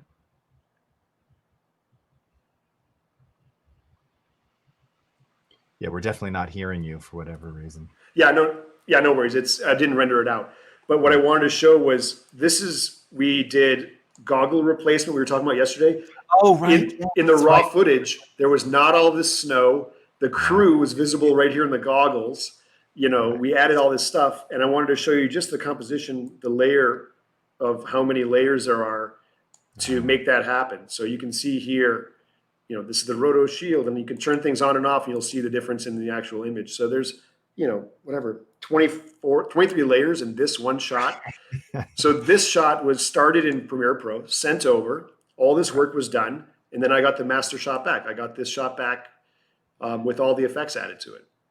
Nice. And so that's just applied, and and you can see everything, snow, rampant 5K snow everywhere, and that's the final shot, and it all clean as a whistle. And we had to pop him out as well. So that's the level of intricacy some shots take, and when you see them, they just look normal and natural. You're like, oh, that's a nice shot. So that's all After Effects, but it started in Premiere Pro and got sent over. Nothing is real, as John Lennon once said. You never know anymore with strawberry fields forever, my friend. That's right. I already turned the flutes off. I'll bring them back for the end. Nice. So yeah, no, that's amazing, and that's, again, I think that's one of those things where, especially in the workflow that you're kind of describing, you could have someone else working on this in After Effects, and you're working off of either, it doesn't have to be even shared projects, but shared media, shared elements. Yes. You bring it back in, this is all going to work and link up for you, and it makes your life as the editor so much easier. You still can always go back to that original shot with the crew reflected in the glasses. I mean, there's just a lot of flexibility, and you don't have to worry. Yeah, that's here. You can see. Yeah, that's so great. You can see right there. Let me do. Oh yeah, you can see all the bodies right there. But that's so good. You can see the crew right here. So all that's we can't have that. So it's funny. Yeah, that's so good. Oh, whatever. So Renzo Ortiz just asked, do you do color grading before or after visual effects? Usually after. It's like the last step, because I will send my shot as needed to VFX. They'll do it as early as possible. Color grading is basically the glue that holds the visuals together. It has to be put on everything. You can't color grade then add a VFX shot because it has to be blended together. It's like when you put an adjustment layer over everything in your timeline and add a LUT to it. It's going to affect everything underneath it. It's the last thing you do. You wouldn't put like because even VFX, if you put an explosion or a spark or something, that color is not going to blend in the world. It's not going to match, right? It's not going to blend into the world you're seeing. Yep. Getting a lot of love for this glass replacement, by the way, the goggles replacement. People are freaking out. Yeah. Yeah. And that's the thing. It has to happen. Like, you can't have the crew just staring there. The cameraman's like 5 feet away. It would just look ridiculous. How common is that, like something like this? I mean, I guess it involves glass, but even just glasses can reflect these things too. I mean, I imagine this is probably done a lot. This particular technique that you're showing here, it's done a lot. Yeah, and what they do, like you saw there, they outline the glasses, they track it with Mocha, they replace it with either other footage or try and neutralize it so it's like one solid color. The best ones actually show the opposite view where they film the other direction and they pop that into the goggles. Right. But again, that's time, labor intensive and time. Right. And it also depends in the context of story and how long it's on screen. If it's a half a second, are you going to notice, right? I mean, that ultimately, I imagine, dictates a lot of to what extremes you're going to kind of replace that and change it, right? Totally. Yeah. So that's VFX. Let's go. Can I jump to deliverables? Because we have we've 15 minutes or 10 minutes. Man. We got 9 minutes. Okay, then I'll do this because this is here. Number 1.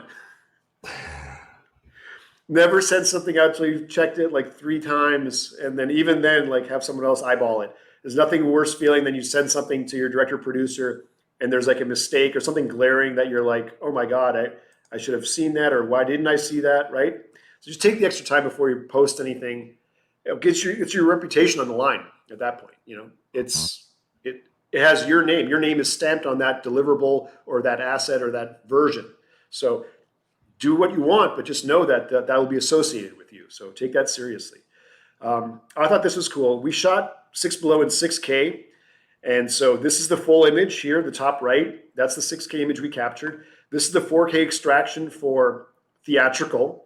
So we threw away the outside edges because we had to have this 276 sizing. So I had to resize the film. So basically like cut the film once for full image, once for this. And this is the Barco escape format, which is 3 screens in a theater, 3 full-sized movie screens. So we also had a version where it was cropped this way. That's why we shot at 6K, to be able to deliver all the different sizes of the final film for the different formats and exhibitions. And that's the image. So it was cool. It was tough because I had to cut the film twice, basically, because I had to reframe everything, for the second version. And this is, we had to deliver 14 different formats for the actual end of the film. You can see on the left, again, the full-size raster, the 4K with the 276, the Barco escape, and the stretched one. So these are just examples of some of the final deliverables from our source material. And I believe that's the final timeline. So it gets crazy because we made custom presets using Adobe Media Encoder to be able to go and create these. So we didn't have to keep creating presets. Right. And it's just an image of it. These are 10 or 12 of the presets. They're actually in the document. They're in the PDF that is available that I'll put up at the end. And they're different formats, different sizes, different requirements, some for review, some for DCPs. And it's amazing just to have the presets all within the ecosystem where Premiere Pro is the hub. I go to After Effects to do my VFX. I go to Audition to do my audio work as needed. I can create a DCP internally. I can make any format I want. We did DPX to send to the colorists. We had a series of obviously images, 6K images that went to get colored. So there's so much technical behind the scenes to make the creative happen. And it is a complete, again, a dance, like we were talking about earlier with the audio and the video. The creative and the technology goes hand in hand to try and achieve the storytelling and emotional goal. And one last one is like this. These are just some of the deliverable sizes like you start in a format and you have to deliver in a size. We know I love aspect ratios. You know, Oh yes, 2:0 or 2:1 is so popular now on TV, which is in between widescreen and the old 16:9. And these are like numbers that keep popping up like in my dreams at night. I'm like, what was the size of that? Hold on, 2,000 pixels by, right. oh my God. So I had to write it down. I had to write it down. Ultimate nerdery right there. Hey, Yeah. by the way, it's worth Yes. pointing out that on your site, this is one of the many free offerings. So you have a whole series of pre-created aspect ratio mats that you can apply. So you can just, you got them in HD, 2K, 4K, UHD, right? So if you want to create a 2.76 to 1 look on your existing 16:9 HD footage, Vashi's already made, you know, made them. the You can go on my website and grab it. Just look up like Vashi widescreen, or I'll put a link to it, or it's all in there. But it's nice to have, because then you can, it's amazing what a widescreen mat will, how it changes emotionally how you see something. You can just shoot something even with your iPhone. Have your iPhone sideways, capture 4K at 16:9, put a 2.4 mat or 276, and you're like, whoa, look at that. It just changes it so instantly. By the way, now this is kind of along the same topic, but a couple of people were saying that some of the presets, some of the audio presets from one of your collections there, some are showing up as obsolete. And I just wanted to talk to that for a second. Yeah, Jason, why did you make them obsolete? I gotta redo them? It's not me. I can redo them. That's yes. Easy. So the reason you're seeing some of that is that they were made in effects that we've either since removed or just revamped or changed or replaced. So I'll update them next week and use the new. So that's why if you go back to, you know, that's 9 years ago when I posted those presets, 7 versions ago of Premiere. Yes, then that's why you're seeing that. And by the way, even a project from a couple of years ago, we've changed a lot of the effects and things, noise reduction being one of them. There's now the denoiser, not the previous one that was the one that we used to use. So yes, that's why. But otherwise, so now you know. Okay.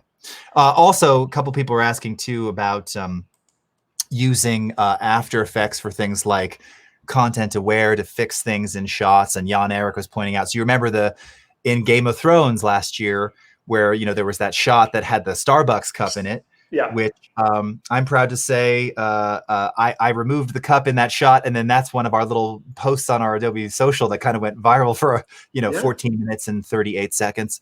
And the question was, how did no editor notice that? How did people just not see that there was? Because it was too dark. Because they're in a totally dark room watching with just absolute extremes of color and light. Yeah, no, it's true. It's so funny. And then there was another one right weeks later with like it was like a water bottle or something. Yeah, water bottle. I remember that. Oh, it's too fun. That's good. No, it's crazy. And as editors, I'm sure everyone's done it. You watch the same cut that you've done so many times that you're just completely numb to everything. And the most glaring mistake is right there. And someone will walk in the room and be like, why is there a Starbucks thing right there?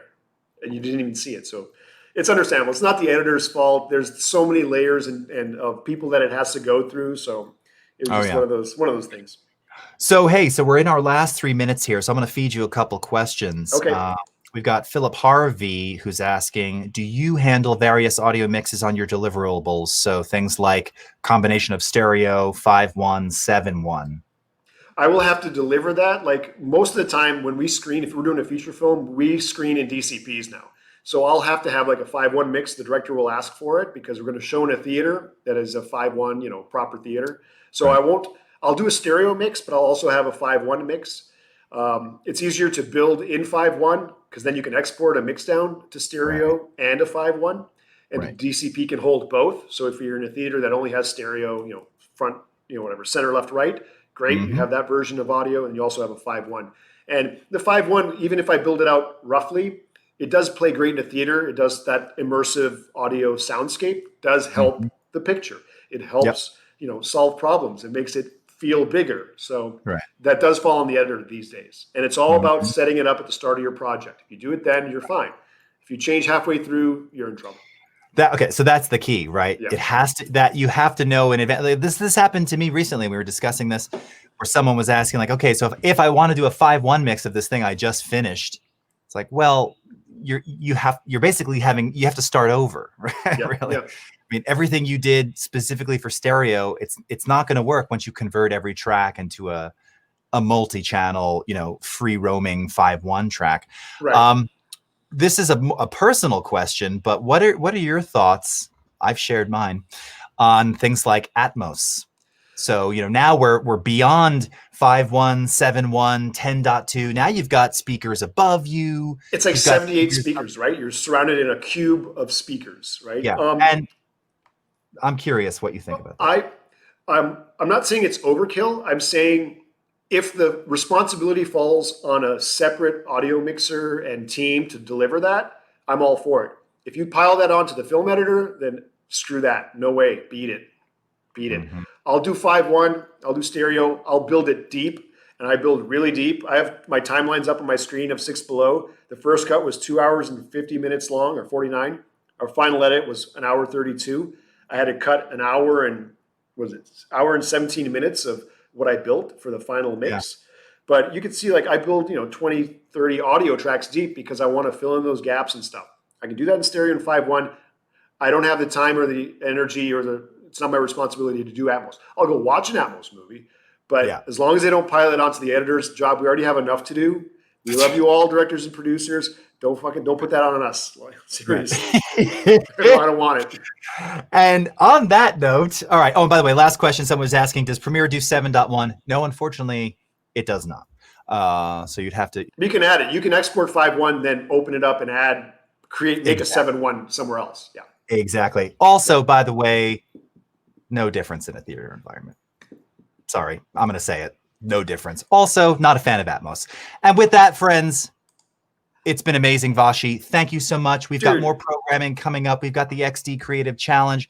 So stick around for that. Wherever you are in the world, I will be back next week. We have Friday off this week, so I won't be doing a masterclass. But until then, have a great rest of your morning, afternoon, evening, wherever you are in the world. And we'll see you next time. Thanks again, Vashi. Be sure to stick around.